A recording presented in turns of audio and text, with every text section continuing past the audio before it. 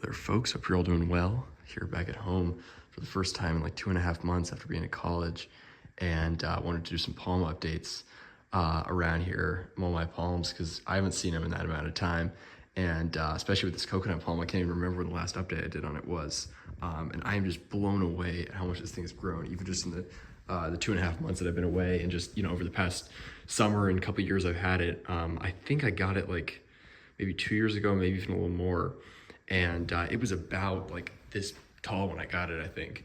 So, you know, for a cool climate where it grows very minimally for about the 6 months of the year it's indoors, maybe even more than that. I'm just amazed at how quickly it's grown and how well it's done, you know, considering the conditions, because these are notoriously tough palms to grow indoors. They really don't like the dry conditions, the lack of humidity, and the, you know, just general cool temperatures indoor. You know, it's never cold enough to kill them, and these have done really well. But it's also, you know, it doesn't have that heat they love. Thankfully, the summers here really do, so that's when they really thrive, and this thing's just done so well. And you can tell it's starting to mature, because it started off with just these immature leaflets that have these two parts here. Now it's starting to split apart and get these nice classic pinnate leaves that you have on mature coconut palms. So I'm just so impressed. You know, I'm wondering how much longer I can actually keep this indoors, because you know, it is my palm, and you know, I don't want it to become a nuisance here in the house.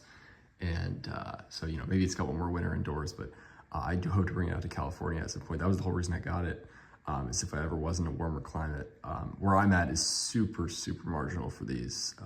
Chilly nights all year round, but again, never super cold. So that would be a real stretch growing it there in San Luis Obispo. But hey, better shot than here. So maybe I'll try it there.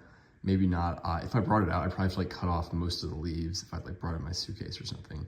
So I would have to figure that out. But you know, at least another summer here probably of nice growth, and then we'll have to, you know, make that decision. But just wanted to do an update and show them this thing's grown in the pot.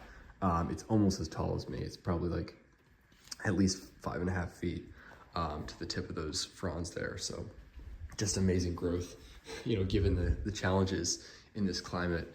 Again, thankfully our summers here are just super hot and humid, just like the tropics. So, you know, it's got a good 4 or 5 months of that weather. I mean, I keep it outside for close to 6 months. Really, till lows are consistently in the, I think in the 50s, just, you know, to be safe. But they can definitely take chillier lows than that. They're decently cool tolerant palms. I mean, you know, I wouldn't say they're super cool tolerant, but, you know, to see them, you know, even that some growing in California, even though they're very challenging, you know, that's many months of lows in the 40s to 50s. You know, it's a good portion of the year, and they can take that in the, you know, really good microclimates. So there's definitely a chance, certainly in the best of California microclimates. San Luis Obispo, I don't know, but it'd be interesting to test that. Again, I wouldn't want to lose this palm, but you know, I don't know if I'll ever live in like a true tropical climate. And even just, you know, till I'm out of college, that's a while. So maybe, yeah, you guys let me know what you think. What do you think's the best option for this palm? I expect by the time I graduate college in like 3.5 years or more, this palm will be probably to the roof. So yeah, lots of growth, and I'm just super pleased with that. And again, pleased it's done so well. So doesn't do much, again, for the like 6 months it's indoors. I feel like last winter, maybe, I don't even think it put out one frond. I think it just like put out a little bit more of the current one, or if the one that was there grew a little bit, and then it just sort of explodes over summer. Puts out, I think it put out like 4 fronds this past summer, and just the first semi-mature ones and mature ones that's putting out. So super nice and healthy, lush growth, and just could not be happier with this palm. You know, and I would be very excited to try it in a very marginal climate like California. So yeah, I guess we'll see with that, but just wanted to do an update.